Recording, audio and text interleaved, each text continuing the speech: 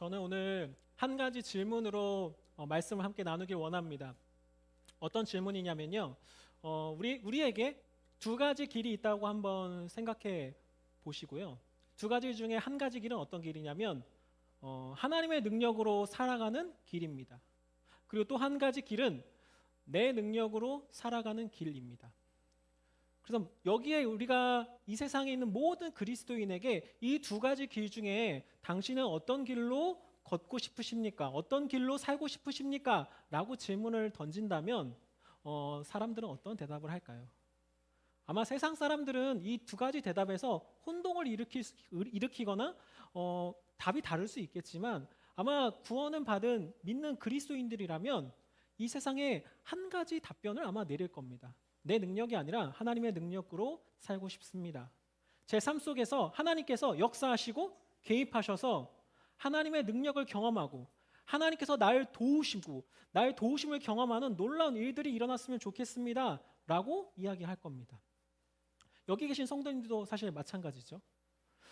그리고 어찌 보면 저희 교회를 생각을 해보면 사실 신앙생활을 1년, 2년 믿는 분들보다는 사실 10년, 20년, 30년 오랫동안 신앙생활을 해오셨던 분들이기 때문에 아마 삶 속에서 자기의 능력으로 살아가다가 넘어지거나 아니면 하나님의 능력을 경험하면서 정말 놀라운 일들이 일어난 것을 눈으로 보신 분들이 많으실 거예요.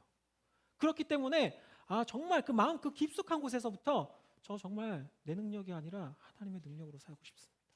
라는 고백을 하시고 다 깊숙하게 공감하시면서 고개를 끄덕이실 겁니다. 그러면 우리가 그런 상황이라면 우리 교회가 그런 상황이라면요. 그 다음 단계의 질문이 중요합니다.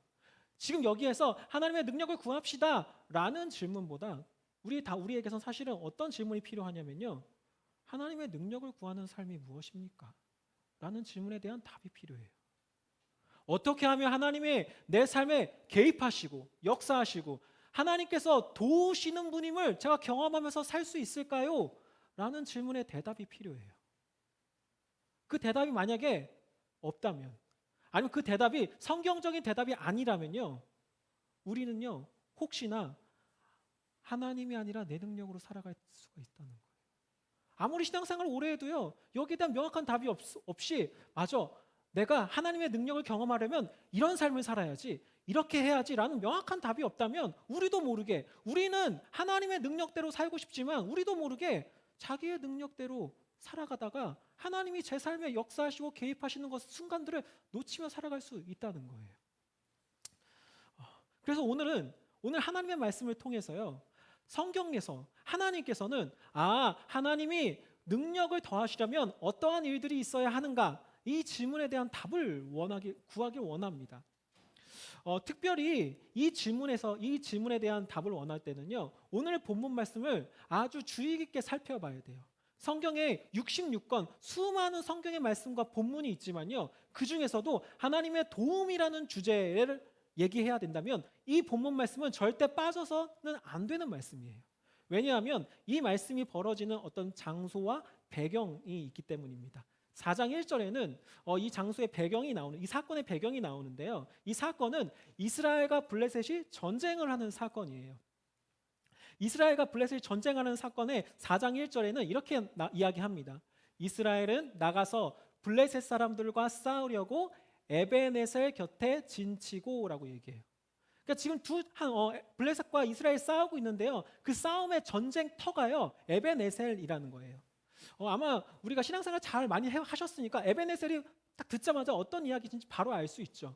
하나님께서 도우셨다라는 거예요. 하나님께서 도우셨다라는 장소에서 전쟁이 펼쳐집니다.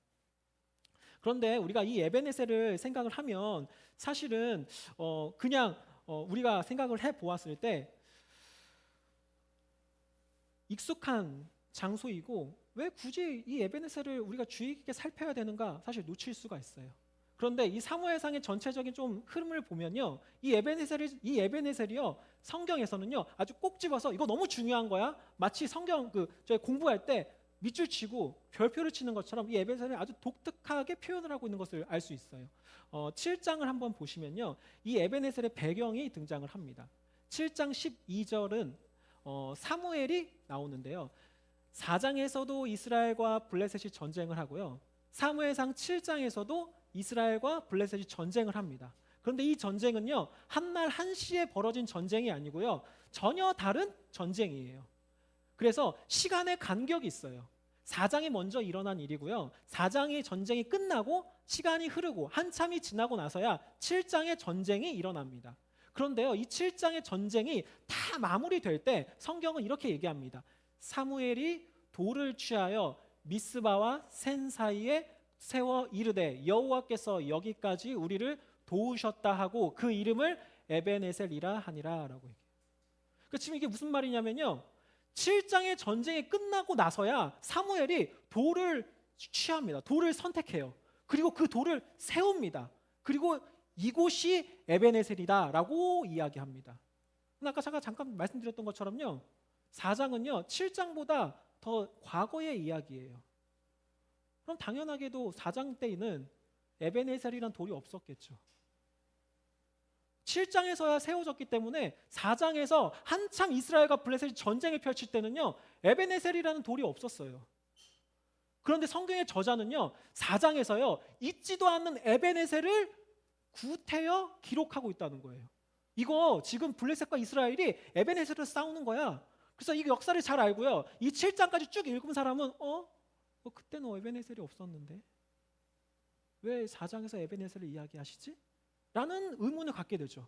그러면서 무슨 생각을 하냐면 혹시 이 4장과 7장이 에벤에셀이라는 주제로 이 두 전쟁을 함께 성경에서 이야기하고 있구나라고 떠올린다는 거예요. 그렇기 때문에 우리는 어떤 생각을 해야 되냐면요, 이 두 전쟁을 함께 비교하고 함께 묵상하면서 하나님께서 도우시는 것이 무엇이고 하나님을 따르는 백성들이 하나님의 능력을 구하고 하나님의 도우심을 구하는 삶은 어떤 삶인지를 여기에서 우리가 살펴보아야 한다는 거예요. 가장 먼저 전체적인 어떤 그림을 이야기하자면요, 결과적으로 얘기하면 사무엘상 4장의 전쟁에서는요 이스라엘이 패배합니다. 이스라엘이 져요. 그리고 사무엘상 7장에서는요 이스라엘이 승리합니다. 그러니까 성경에서 어떻게 보여주고 있냐면요, 패배한 전쟁과 승리한 전쟁, 이 두 가지를 통해서요 하나님의 도우심이 무엇인가, 에벤에셀을 보여주신다는 거예요. 그래서 우리가 가장 먼저 4장 패배한 전쟁을 통해서 우리가 하나님의 도우심에 대해서 한번 좀 묵상해 보길 원합니다. 오늘 우리가 함께 읽었던 말씀이니까 이 말씀을 제가 간단하게 이 전쟁을 좀 정리를 하자면요, 4장의 이야기에는 어떤 이야기냐면요, 에벤에셀에서 이스라엘과 블레셋이 전쟁을 합니다. 그 전쟁한 가운데 이 패배한 가운데서도요 두 번의 전투가 펼쳐져요. 이 패배한 전쟁 내에서, 그러니까 7장을 빼고서도 4장의 안에서만 두 번의 전쟁이 펼쳐집니다. 첫 번째, 이스라엘과 블레셋이 부딪힙니다. 그때 이스라엘이 져요. 첫 번째 전쟁에서 집니다. 그때 4,000명 가량이 죽습니다. 그때 이 사람들이 어떻게 생각하냐면 우리는 하나님의 백성인데, 우리는 하나님을 따르는 민족인데 왜 저게 하나님을 따르지도 않는 저 블레셋 사람하고 전쟁에서 왜 우리가 지지? 왜 질까? 라고 생각하면서 이스라엘의 장로들이요 하나님의 언약궤를 가지고 오라고 해요. 하나님의 언약궤는 그게 무슨 의미냐면요, 하나님이 임재하시는 그곳에 두었던 언약궤예요. 그러니까 이스라엘 백성들이 하나님의 언약궤는 뭐냐면, 하나님의 언약궤를 가져오면 우리와 하나님이 함께 계시다라는 것을 인식하고 인지하는 거예요. 그래서 사무엘상 우리가 읽었던 4장 8절에서도요 블레셋 사람들이요 야 이스라엘이 하나님의 궤가 들어왔대 라고 이야기를 듣자마자 무슨 얘기를 하냐면 저쪽에 하나님의 신, 이스라엘이 따른 신이 왔네 라고 이야기해요. 그래서 이 언약궤는요 우리가 하나님께서 함께 하셔, 하나님의 능력이 우리와 함께 하셔, 하나님께서 이 전쟁을 도우셔, 그래서 우리가 블레셋을 이길 거야 라는 의미를 가지고 있다는 거예요. 그러면 언약궤를 가지고 왔으니까 우리가 기대하는, 우리 이스라엘 사람들이 기대하는 전쟁의 결과는 무엇입니까? 블레셋을 무찌르는 거죠. 그런데요 4장에서 어떤 일이 벌어지냐면요, 이스라엘이 블레셋을 이길 것처럼 생각했는데요 결국에 패배하는데, 여기서 단순히 패배하는 것이 아니라요 처음에는 4,000명밖에 죽지 않았는데요 두 번째 전쟁에서는 3만 명이 죽습니다. 이스라엘 백성들도 무언가 잘못됐다는 걸 인지했겠죠. 뭔가 아닌 것 같은데? 왜 졌지? 왜 처음보다 더 크게 졌지? 이 질문을 통해서 하나님 뭘 얘기하냐면요. 너희들은 하나님께 능력을 구하는 것이 잘못된 방법이었어 라고 이야기하고 있는 거예요. 무엇이 잘못되었을까요? 이 4장에서는 어떤 부분을 가지고 하나님께서 넌 이 부분이 잘못됐어 라고 꼬집고 계신가요? 이 4장에서는 특별히 우리가 살펴봐야 될 것이 있는데요. 누구냐면요. 우리가 이 중요한 언약궤와 함께 두 인물이 등장을 합니다. 저희가 빨간 글씨가 되어 있는 부분입니다. 엘리의 두 아들 홈리와 비느하스는 하나님의 언약궤와 함께 거기에 있었더라라고 해요. 그러니까 4장 초반부에 전쟁이 펼쳐질 때까지는요. 이 엘리의 두 아들이 등장하지 않았어요. 그래서 우리가 전쟁에 지고 야 하나님의 언약궤를 좀 가지고 와라고 이야기하고 나니까요. 언약궤와 함께 동시에 등장하는 두 인물이요. 홈리와 비느하스예요. 그런데 이 사무엘상 1장부터 쭉 읽어오신 분들이라면 그 전체 배경을 잘 알고 있는 분들이라면요. 이 두 인물이요. 등장하는 것이 너무나 이상해요. 왜냐하면 소위 말하면 꼴통들이죠. 신앙생활 이상하게 하는 사람들이죠. 심지어 제사장의 자녀들이었어요. 그 누구보다 하나님을 섬기는데 헌신되고 앞에 나가서 주님을 섬겨야 될 그 제사장과 그 제사장의 가족 집안에 있는 아들들이었는데요. 그 아들들은요. 하나님 보시기에 하나님을 무시하고 멸시했다라는 평가를 받을 정도로 아주 망나니 같은 신앙생활을 합니다. 가장 대표적으로 하나님께 제물을 드리는데요. 이스라엘 백성들이 하나님 앞에서 제물을 드리는데 중간에 와가지고요. 가로채요. 좋은 것들을 가로챕니다. 또 회막문에 가서요. 여자와 잠자리를 가집니다. 동침한다고 얘기해요. 근데 그 당시에 회막은요. 아무나 들어갈 수 없었어요. 왜냐하면 하나님의 거룩한 임재가 함께하는 곳이기 때문에요. 하나님께서 선택하시고 구별한 사람들만 회막에 들어갈 수 있었어요. 그런데 그 근처에서요. 동침을 하는 거예요. 얼마나 하나님을 무시하는 행동을 했던 사람들인가요? 그런데요. 이 두 사람이요. 이스라엘 백성들의 입장에서 봤을 때 아주 결정적이고 아주 위기의 순간에 등장한다는 거예요. 지금 첫 번째 전쟁에서 졌습니다. 그럼 이스라엘 백성들 가운데 두려움이 있어요. 위기감이 있어요. 여기서 또 지면 우리의 삶 가운데 자기의 목숨과 자기 생명이 걸려있는 전쟁을 앞두고 있습니다. 뒤가 없어요. 그 전쟁 가운데 마지막으로 하나님의 도우심을 구하는 언약궤를 가지고 옵니다. 근데요, 그때 그 중요한 순간에요, 우리가 잘 알고 있는 이상하게 신앙생활했던 홈리와 비느하스가 언약궤를 가지고 등장한다는 거예요. 여기서 우리는 뭔가 이상하다 라는 질문을 가지고 가는데 이 4장의 마지막 결론 부분에서도요. 다시 한번 이 두 인물을 꼬집습니다. 4장 10절과 11절은요. 이 전쟁의 결론 부분입니다. 이렇게 나옵니다. 블레셋 사람들이 쳤더니 이스라엘이 패하여 각기 장막으로 도망하였고 살육이 심히 커서 이스라엘 보병에 엎드려진 자가 3만 명이었으며, 그러니까 3만 명이 죽었다고 했죠. 3만 명이 죽었습니다. 근데 그 3만 명 중에서 놀랍게도 하나님께서는 이 전쟁의 결과를요, 단순히 죽은 사람의 숫자를 헤아리는 데서 끝나지 않고요, 한 발 더 나아가십니다. 하나님의 궤안은 빼앗겼다는 거예요. 그러니까 이 전쟁에서 아주 중요했던 위치에 있던 하나님의 궤를 블레셋에게 빼앗깁니다. 그리고 또 하나님이 보셨을 때 이 사건에 중요한 인물이 있다는 거예요. 그 인물이 누구냐면 엘리의 두 아들. 또 죽었다는 거예요. 그 3만 명 중에서요 아주 중요한 인물이 2명이 있었는데 그 두 인물도 죽었다는 거예요.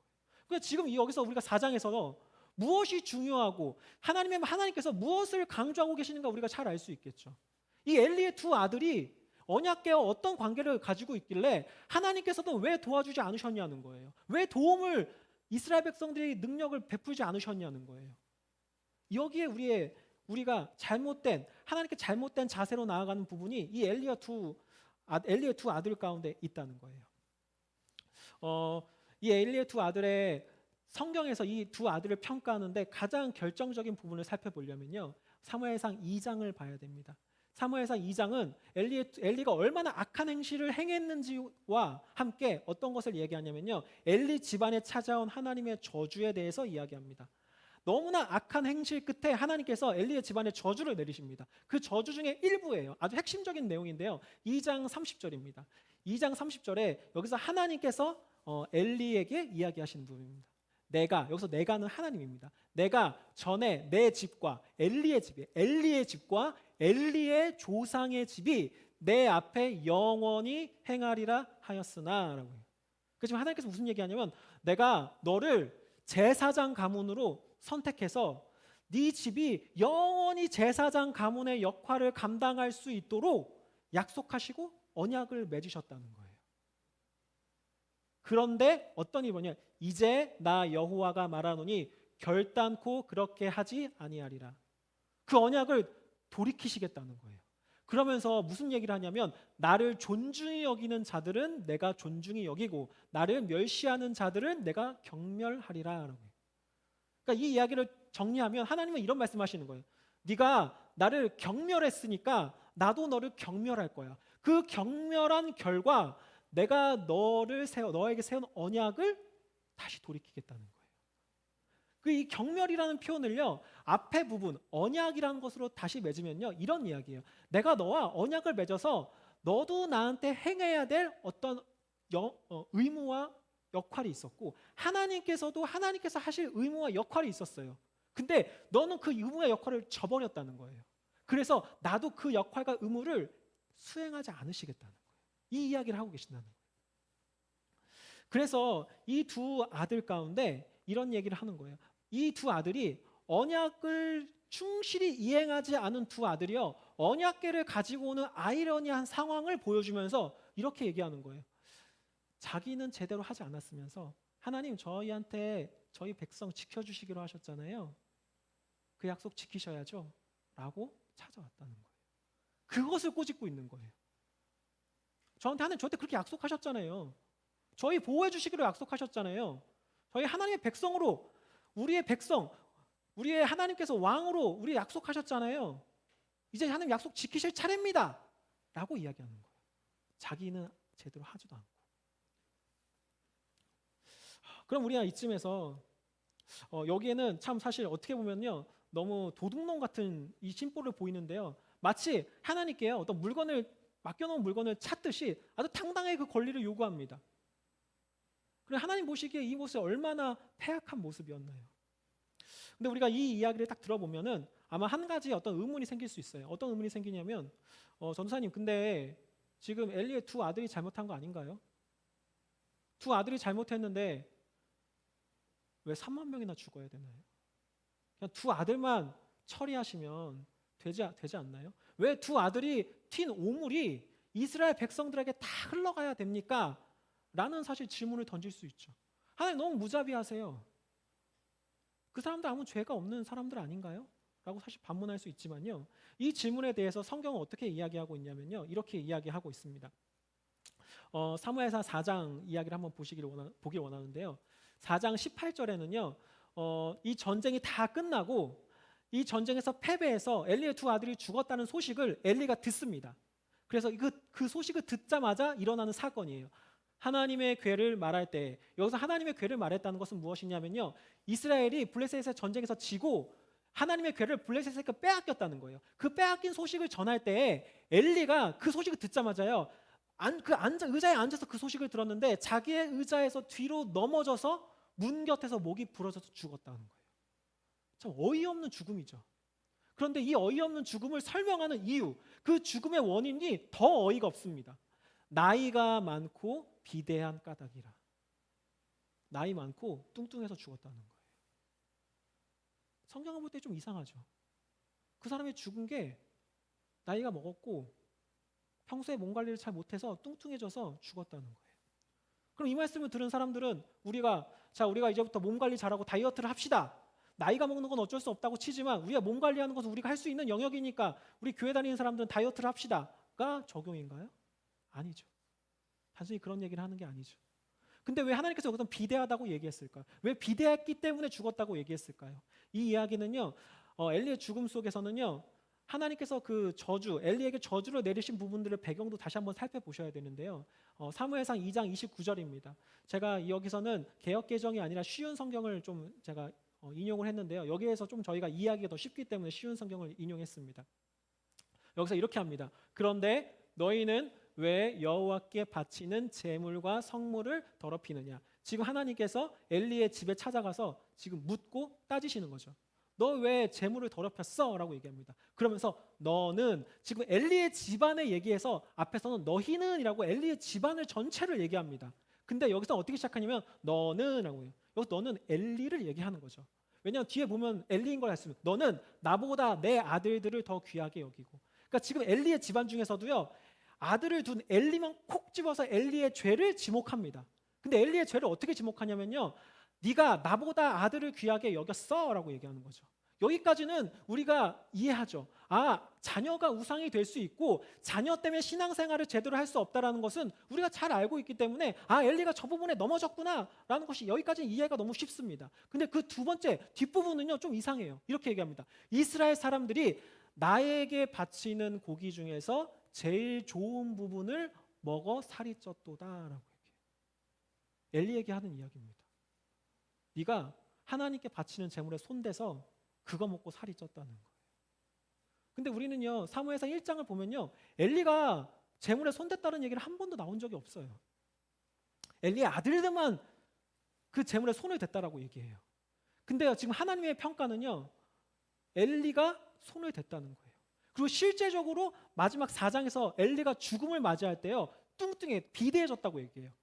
그 비대해진 거는요 자기가 몸 관리 안 해서 자기 사생활을 관리를 못해서가 아니라 하나님께 가야 될 재물을 자기가 먹고 취함으로 비대해진 엘리를 꼬집고 있는 거예요. 그럼 여기서 우리가 알 수 있는 것은 무엇인가요? 아, 아빠가 잘못해서 아들이 잘못한 겁니다.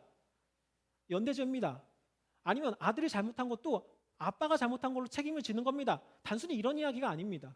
이게 무슨 말이냐면요. 엘리가 범한 죄, 하나님을 무시하고 멸시했던 그 죄는요. 그 당시에 엘리에게만 국한된 게 아니고요. 엘리의 집에도 해당하는 문제였다는 거예요. 그래서 엘리의 두 아들을 보여주면서 엘리가 이렇게 악한 짓을 했어라고 보면서 엘리의 죄만 기록하기 위해서 보여주신 게 아니고 하나님은요. 그냥 그 시대에 그 엘리의 집에 대표적 그 두 사람을 뽑아서 그 엘리의 두 아들을 딱 얘기하는데 전체적으로 엘리의 집이 그런 죄를 짓고 있었다는 거예요. 근데 여기서 더 놀라운 건 뭐냐면요. 그 죄가요. 엘리의 집에만 해당하는 게 아니었다는 거예요. 이스라엘 전반에 해당하는 거예요. 뒤에 우리가 함께 읽었던 4장 3절 말씀입니다. 4장 3절에는 이렇게 나옵니다. 백성이 진영으로 돌아오매 여기서 첫 번째 전제에서 지고 진영으로 돌아오는 상황입니다. 백성이 진영으로 돌아오매 이스라엘 장로들이 이르되 여호와께서 어찌하여 우리들에게 오늘 블레셋 사람들 앞에 패하게 하셨는고 왜 졌습니까? 왜 졌나요? 라는 질문을 자문하기 시작한 거예요. 이스라엘 장로들, 이스라엘의 그 리더들이요. 그 영적인 지도자들이 그런 질문의 끝에 내린 답은 뭐였냐면요. 이렇게 나옵니다. 여호와의 언약궤를 실로에서 우리에게 가져다가 실로에 있는 언약궤 가져오자라고 얘기합니다. 그러면서 여기서 아주 놀라운 이야기합니다. 그것으로 우리를 우리 원수들의 손에서 구원하게 하자. 이게 이것만 보면은 하나님의 궤를 의지해서 구원을 구한 거 아닌가요? 라고 생각할 수 있죠. 그런데 지금 우리가 사무엘상 전반적으로 어떤 흐름 가운데 일어났는지 우리가 잘 알고 있죠. 이건요. 하나님께 묻지도 않고요. 자기의 필요와 자기의 문제를 빨리 해결해 달라고요. 마치 이런 것과 똑같은 거예요. 하나님의 멱살을 잡고요.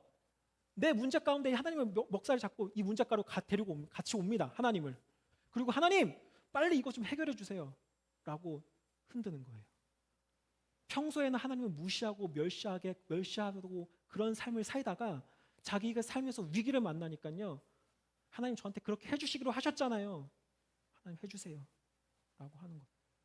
그걸요 4장에서 보여주고 있는 거예요. 엘리의 두 아들을 통해서 엘리를 통해서 그리고 언약궤를 가져오고자 하는 이스라엘 장로를 통해서 보여주고 있는 거예요. 그럼 여기까지 정리하면 이들은 왜 실패했나요? 왜 하나님의 능력을 구하지 못했나요? 왜 하나님께서 그 전쟁을 돕지 않으셨나요? 왜냐하면요. 자기에게 맡겨진 것은 하지 않은 채 하나님께서 해야 될 일들을 요구하고 있었기 때문에. 하나님 우리 이렇게 언약 맺었잖아요. 라고 하면서요. 하나님 제 삶에 이렇게 역사해 주시고요. 하나님 이런 삶을 부탁드립니다. 라고 요구하는데요. 자기의 삶은요. 아주 그냥 그 언약과 위배되는 삶을 살고 있으면서도 그런 요구를 하고 있다는 거예요. 그럼 이 이야기와요. 그러면 우리 다시 한번 아까 이야기했던 것처럼 성공한 전쟁에서는 어떻게 했을까? 이 승리를 이끈 전쟁에서는 하나님의 도움을 어떻게 구했나요? 7장 7절과 8절, 9절의 말씀 가운데요. 이 7장의 전쟁에 간단하게 요약할 수 있는 내용이 있습니다. 7장 7절에는 이스라엘 자손들이 미스바로 모입니다. 여기에서는 엘리와 엘리의 두 아들이 다 영적인 지도자를 죽었기 때문에요. 지금 이 시대는 사무엘이라는 새로운 지도자가 등장을 합니다. 그때 사무엘이요, 이스라엘 백성들에게 다 미스바로 오라고 해요. 그래서 우리가 주님께 회개해야 됩니다 라고 미스바로 다 모이게 합니다.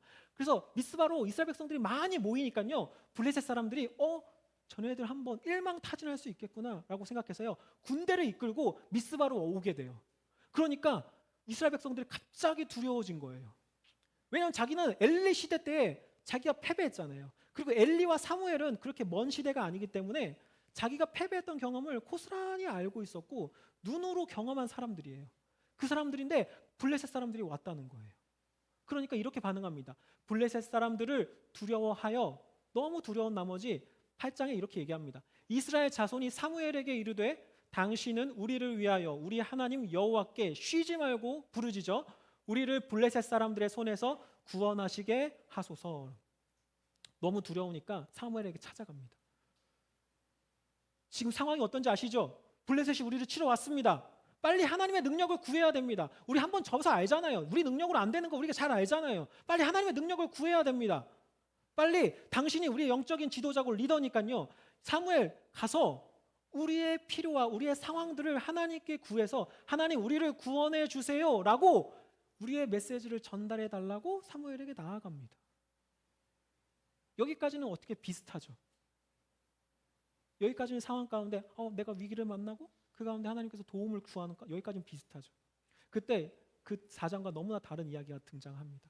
7장 9절, 그 이야기를 들은 백성들에게 하나님께 좀 구원해달라고 해주세요라고는 백성들의 요구와 백성들의 이야기를 들은 사무엘의 반응입니다.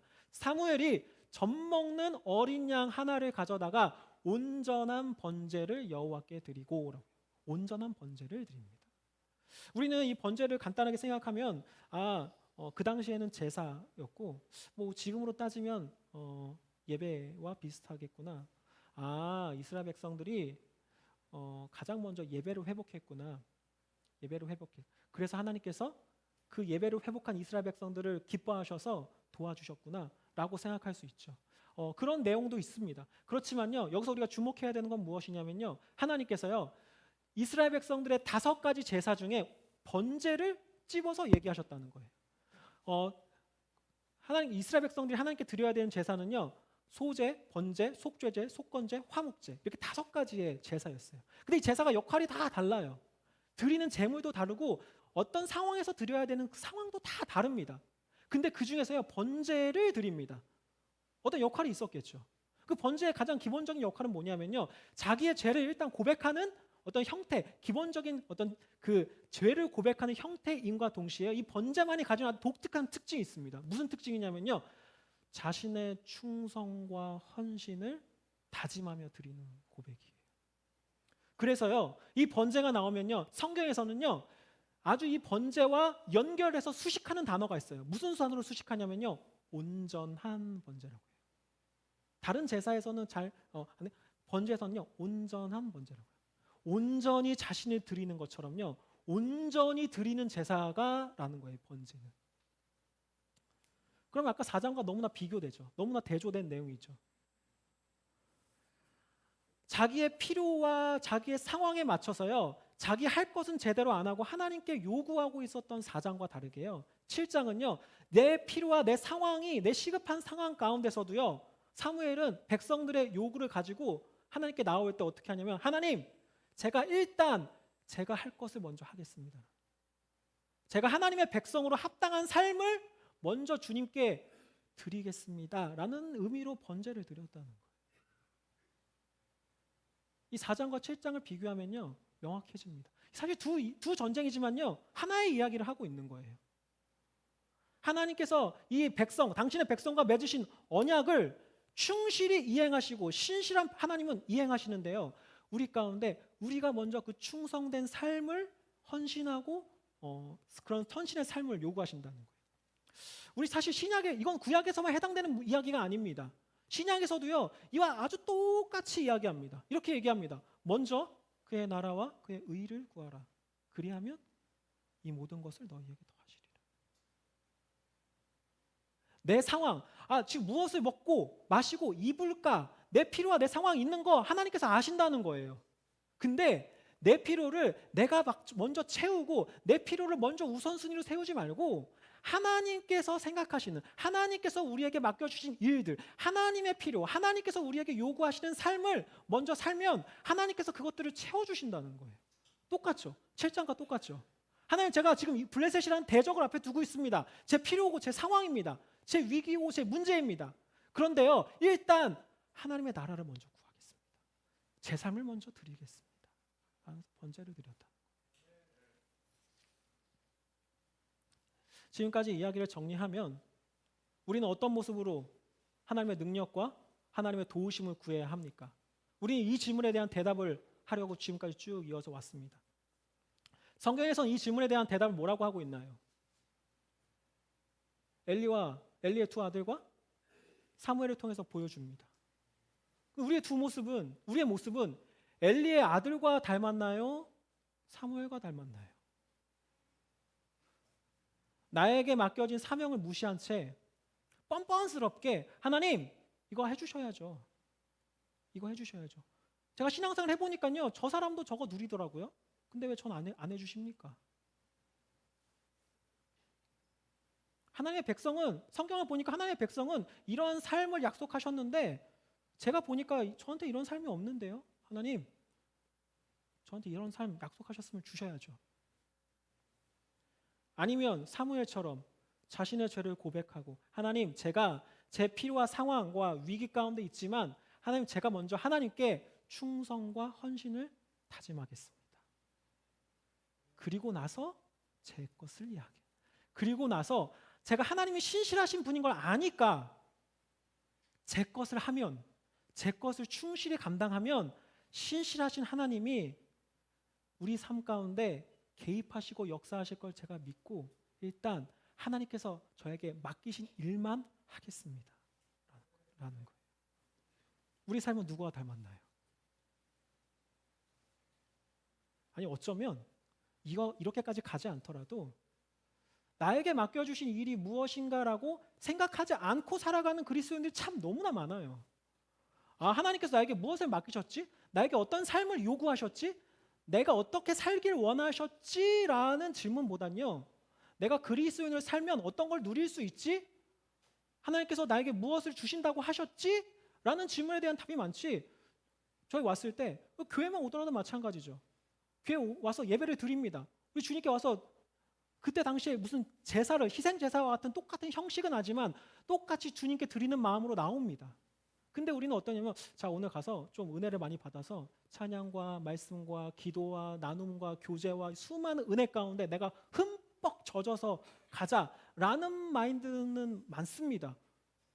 근데 우리 그것만 해도요 대단하다고 얘기해요. 왜냐하면 교회 자체를 안 나오고 신앙생활 제대로 하지 않는 사람이 너무 많으니까요. 일단 그 마음을 가지고 기대하는 마음을 와서 이 교회 와서 기대하는 마음을 오는 것 자체만 하더라도요 너무나 박수 받아요. 왜 기대하지 않고 많은 사람들이 오잖아요. 그렇지만요 성경에서는요 단순히 거기에서 멈추지 않습니다. 그런 삶이 아니고요. 하나님 일단 저에게 맡겨주신 게 무엇입니까? 하나님 저를 이 교회 한 지체로 삼으셨는데 이 교회 가운데 저에게 맡기신 일이 무엇입니까? 하나님 저희가 한국 땅에서 이곳에서 태어나고 이곳에서 신앙생활을 하게 하셨는데 저에게 맡겨주신 것이 무엇입니까? 라는 질문을 얼마나 많은 그리스도인들이 하면서 신앙생활을 하냐는 거예요. 지금 이 시대에 이 시기에 저에게 맡겨주신 게 무엇입니까? 이런 질문 자체를 하지 않고 신앙생활을 한다면 우리가 사무엘같이 번제를 드릴 수 있나요? 절대 그럴 수 없습니다. 우리가 입으로 하나님을 멸시하고 무시하는 언행을 하지 않았다 할지라도요. 사실 엄밀히 따지면요. 엘리의 두 아들과 똑같은 삶을 사는 거예요. 마지막으로 사실 이 이야기를 함께 마무리 말씀을 나누길 원하는데요. 저는 그 목사님과 사실 이 연초에 말씀을 나누면서 이 여호와께 돌아가자라는 주제로, 이 표의 주제로 1월 말씀을 쭉 나누길 원했어요. 그래서 이제 쭉 계획을 하면서 이 말씀을 준비하고, 그 말씀을 준비하고 묵상하는 가운데 이 말씀을 묵상하고 준비하게 됐습니다. 그러니까 결론적으로 얘기하면 여호와께 돌아가자라는 주제예요. 근데 지금까지 사실 하나님의 능력과 하나님의 구원, 하나님의 도우심을 이야기했죠. 그런데요, 이게요, 사실 여호와께 돌아가자라는 그 주제와요 아주 밀접하게 연결되어 있습니다. 7장 3절 말씀입니다. 이것은 사무엘이요, 미스바로 모이자라고 하는 그 첫 시작이에요. 그때 미스바로 모이자고 하면서 이렇게 얘기합니다. 사무엘이 이스라엘 온 족속에게 말하여 이르되 만일 너희가 전심으로 여호와께 돌아오려거든. 무슨 말이냐면 이런 거예요. 너 여호와께 돌아가고 싶어? 아니 그냥 겉으로 드러내는 거 말고 정말 전심으로 돌아가고 싶어? 그럼 이렇게 살아야 돼 라고 그 삶으로 인도하고 있어요. 무슨 말이냐면요, 우리가 여호와께 돌아가야 된다고 얘기합니다. 여호와께 돌아가는 게 그럼 뭡니까? 우리가 2022년 여호와께 돌아가자고 아주 결심하고 다짐하고 선포했습니다. 그러면 1월부터 우리는 어떤 삶을 살아야 주님께 돌아가는 겁니까?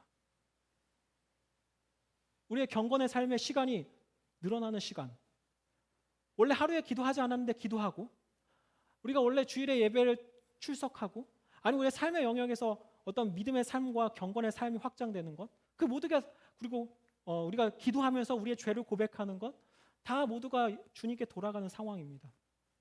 그렇지만요, 이 사무엘 상에서는요, 사무엘이 이스라엘 백성들에게 주님께 돌아가는 모습은 무엇인가 하냐면 이렇게 얘기하면서 자신의 삶 속에서 주님께 드리는 번제를 드리는 게 주님께 돌아간다.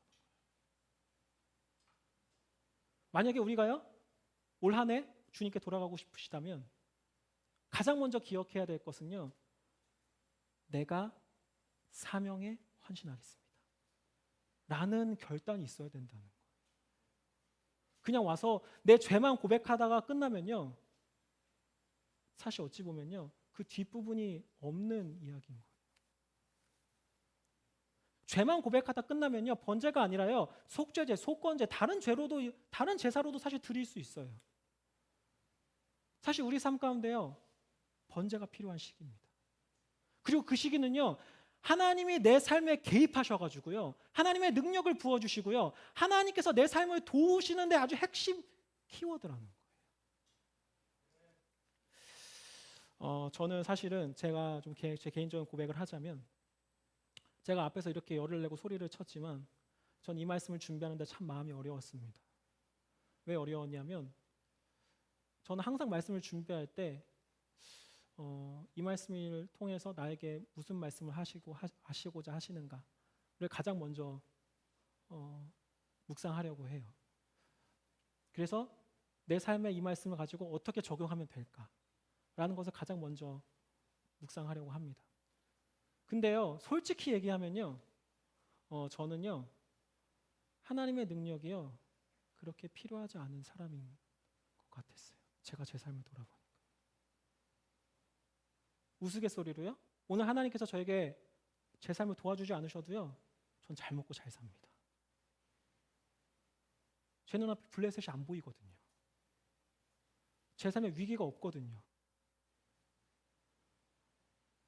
위기가 있는 사람들조차도 지나가면 그냥 스쳐 지나갑니다. 매 순간 하나님의 능력과 하나님의 도우심을 사실 구하지 않아요. 그런데 성경에서는요, 오늘 이 말씀 가운데 우리에게 무슨 얘기를 하냐면요, 우리는 마치요, 블레셋이라는 대적을 앞에 둔 이스라엘과 똑같은 상황이라는 거예요. 이걸 믿으시나요? 저는요, 이 여호와께 돌아가자라는 표를 선택을 했을 때요, 이건 단순히 하나님께서 우리 어떤 인간의 어떤 선택으로 결정됐다고 전 절대 생각하지 않습니다. 하나님께서 우리 공동체에 주신 말씀이에요.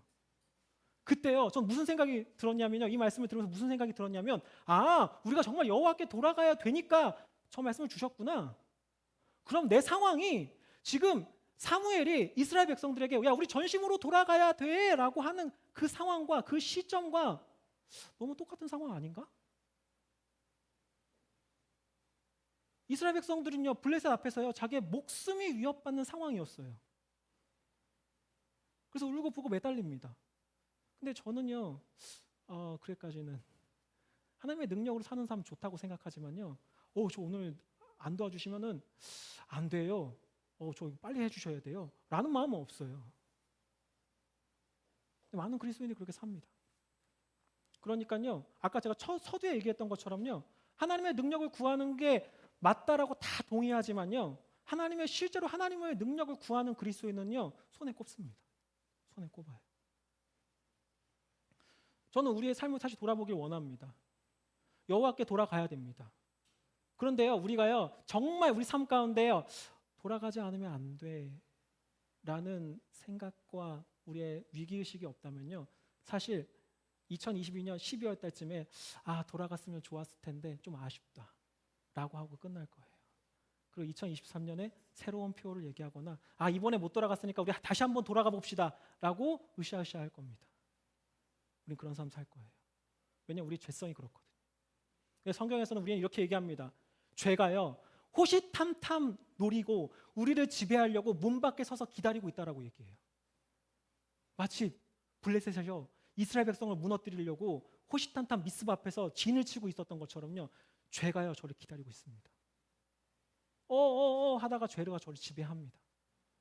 그래서요 저와 아내의 관계에서요 죄가 역사에서 사망을 일으킵니다. 제 마음 가운데 어려움을 일으키고요 분노를 일으킵니다. 제 직장 생활에서 제가 죄에 지배받아서 수많은 어려움들과 문제들이 발생합니다.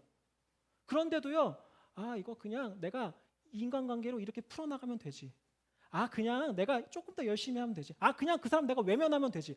그냥 내가 이렇게 하고 내가 조금 덜 하면 되지라고 하면서요 제 방법대로, 제 머리대로, 제 능력대로 이 문제를 이리저리 하려고 하지, 이 죄의 영역 속에서요 하나님의 능력으로 이 죄를 끊어내고 하나님의 충만한 삶을 살려고요 시도하지도 않고요 능력을 구하지도 않고 대적 앞에 서 있다라고 생각하지도 않아요. 저는 오늘 이 시간 우리의 삶을 다시 한번 돌아보기 원합니다.